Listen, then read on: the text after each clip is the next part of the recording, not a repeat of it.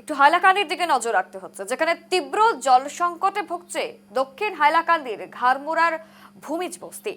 2 বছর ধরে গ্রামে বন্ধ বিশুদ্ধ পানীয় জল সরবরাহ। কুম্ভনিদ্রায় বিধায়ক সুজামুদ্দিন লস্কর এবং হাইলাকান্দি জনস্বাস্থ্য কারিগরি বিভাগ কোটি কোটি টাকা ব্যয়ে পানীয় জল প্রকল্প তৈরি করার পর ঘরে ঘরে নলও বসানো হয়, কিন্তু বাস্তব চিত্র একেবারেই অন্য কথা বলছে। কার্যত পানীয় জলের অভাবে হাহাকার অবস্থা হাইলাকান্দি জেলার কাটলিছড়া বিধানসভা কেন্দ্রের ঘাড়মুড়া ভূমিজ বস্তির জনসাধারণের। বিষয়টি বারবার সংশ্লিষ্ট দপ্তরকে জানানো হলেও আজ পর্যন্ত কোনো কার্যকর পদক্ষেপ নেওয়া হয়নি বলে অভিযোগ গ্রামবাসীদের। আগামী কয়েকদিনের মধ্যে যদি পানীয় জল সরবরাহ পুনরায় চালু না হয়, তবে তারা বৃহত্তর আন্দোলনের পথে হাঁটবেন, এমনটাই সাফ বার্তা তাদের। তীব্র পানীয় জলের সংকটে ভুগছেন এবং এইভাবেই তারা হাতে কলসি তুলে তুমুল বিক্ষোভে সামিল হয়েছেন।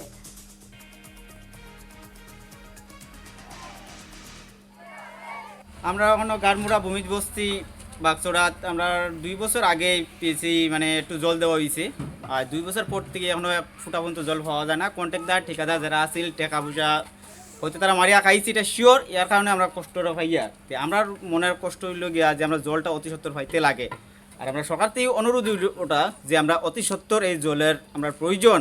এর কাছে আমরা সরকারের কাছে আমরা সারা চাই আর যে আমরা জলের ব্যবস্থাটা করিয়ে দেওয়া হোক। আর না হলে আমরা যা মা বোন আছে জলের খুবই কষ্ট। এখন আমরা বাড়ি থেকে বহুত দূরই, তারা কলস লিয়ে আয়, কিন্তু খাওয়ার মতো জল নেওয়ার মতো কোনো শক্তি না। যে সাইডে নালা যে আছে বাজে খুব নালা, এখান থেকে আমরা জল পান করতে লাগে। তো আমরা কষ্ট আর করতাম কার কাছে? এর কারণে আমরা সরকারের কাছে আমরা চাইতাম যে আমরা জলের অতি সত্তর ব্যবস্থা করে দেওয়া হোক। জানবো এ বিষয়ে বিস্তারিত। রামধন জুড়ে গিয়েছে আমাদের সঙ্গে। রামধন, পানীয় জলের তীব্র সংকট এবং এই সংকটের মধ্যেও কুম্ভনিদ্রায় বিধায়ক সুজামুদ্দিন লস্কর, তিনি কোথায় রয়েছেন, কেন কোনো রকম মন নেই, কি বলছেন স্থানীয়রা, এবং 26-এর বিধানসভা নির্বাচনের প্রাক্কালে ঠিক কি হুঁশিয়ারি রয়েছে তাদের? একেবারে এসে দেখো, হাইলাকান্দির এই দক্ষিণ হাইলাকান্দিতে যে গাড়মুড়া অঞ্চল রয়েছে, সেখানে বিভিন্ন জায়গায় কিন্তু দেখা যায় যে পানীয় জলের তীব্র সংকট, এবং একেবারে বলতে হবে তীব্র সংকটেই ভুগছে তারা। কারণ পিএইচই রয়েছে, ঘরে ঘরে নল রয়েছে, কিন্তু বাস্তবে সেখান থেকে পড়ছে না এক ফুটাও জলবিন্দু, এবং যার ফলে রীতিমতো তীব্র জল সংকটে পড়তে হচ্ছে মানুষকে। এই যে পানীয় জলের মতো জিনিস থেকে বা মৌলিক অধিকার থেকে বঞ্চিত রাখা হয়েছে দক্ষিণ হাইলাকান্দির এসব মানুষদেরকে, যার ফলে তারা রীতিমতো এবার প্রতিবাদে নেমেছেন, প্রতিবাদ সাব্যস্ত করেছেন। হাতে হাতে কলসি নিয়ে তারা কিন্তু বিভিন্ন স্লোগান দিয়ে এক প্রকার উত্তপ্ত করে তুলছেন পিএইচই চত্বর।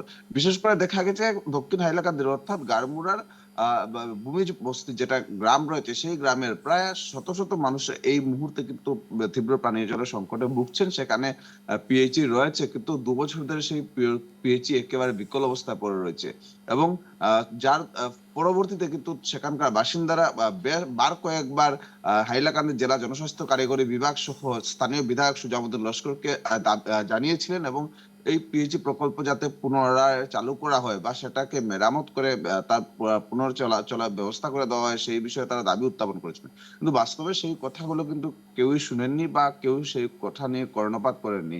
আজকের দিনে এক প্রকার খুবই ফুসছে সেই অঞ্চলের বাসিন্দারা, এবং তারা রীতিমতো প্রতিবাদ সাব্যস্ত করছেন, প্রতিবাদে উত্তাল করে তুলেছেন সেই গোটা পিএইচই প্রাঙ্গণ। এবং তারা এবার যেহেতু এই যে ভূমিজ বস্তি রয়েছে, দীর্ঘ 2 বছর ধরে সেখানে পানীয় জল প্রকল্প একেবারে বিকল অবস্থায় পড়ে রয়েছে, এবং সেই জায়গায় স্থানীয় বিধায়ক যিনি রয়েছেন সুজামুদ্দিন লস্কর, তার বিরুদ্ধে কিন্তু এক প্রকার খুব প্রকাশ করছেন সেখানকার বাসিন্দারা যে নির্বাচনের পর বিধায়ক সুজামুদ্দিন লস্করকে সেই অঞ্চলে কিন্তু তারা দেখতে পারেননি।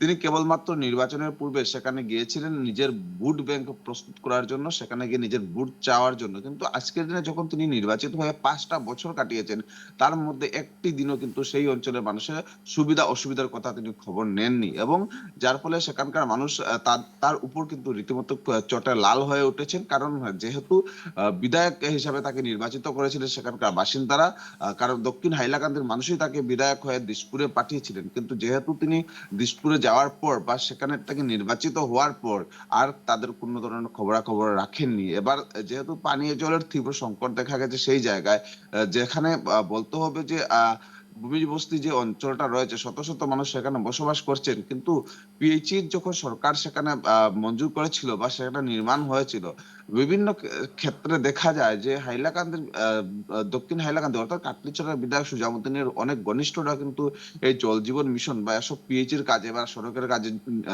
তারা যুক্ত থাকেন এবং তারাই অধিকাংশ কাজেই কারচুপি করেন বা অনিয়ম সংগঠিত করেন। ঠিক তেমনটাই এখানেও পিএইচি নির্মাণ করা হয়েছে, যদিও সেই পিএইচি কে বা কারা নির্মাণ করেছে সেই বিষয়ে অবগত নয় সেখানকার বাসিন্দারা। তবে তাদের সন্দেহ যে হয়তো বা বিধায়কের ঘনিষ্ঠ কোনো কন্ট্রাক্টর রয়েছিলেন, ঠিকাদার রয়েছিলেন, যার কাজের কিছুদিনের মধ্যেই সেই পিএইচি একেবারে বিকল হয়ে পড়ে এবং আজকের দিনে সেই জায়গার মানুষ একেবারে তীব্র জল সংকটে ভুগতে হচ্ছে তাদের।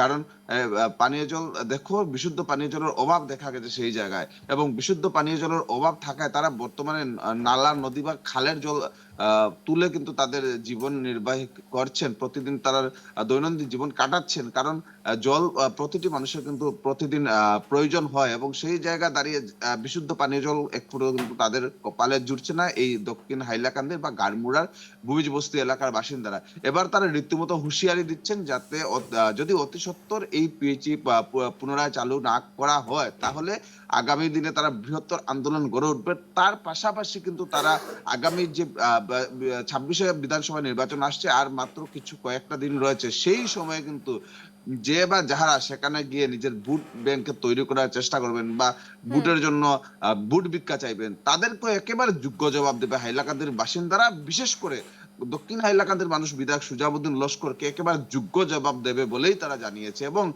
আরেকটা কথা কিন্তু সেই অঞ্চলের মানুষ, বিশেষ করে সংখ্যালঘু মানুষের কথা যেটা রয়েছে যে তারা সেই এলাকায় বিশেষ করে সংখ্যালঘুদের নিয়ে যে ভোট ব্যাংক তৈরি করা বা সেখানে তাদের কাছে ভোট ভিক্ষা নিয়ে তাদের সঙ্গে ছেলেখেলা করা, সেটা কিন্তু তারা কোনোভাবে এবার মানবে না বা কোনোভাবে করতেই দেবে না। অনেক প্রার্থী থাকবেন যাদেরকে তারা সেখানে নিষিদ্ধ করে রাখবে, এমনটাই কিন্তু জানিয়েছে সেখানকার বাসিন্দারা।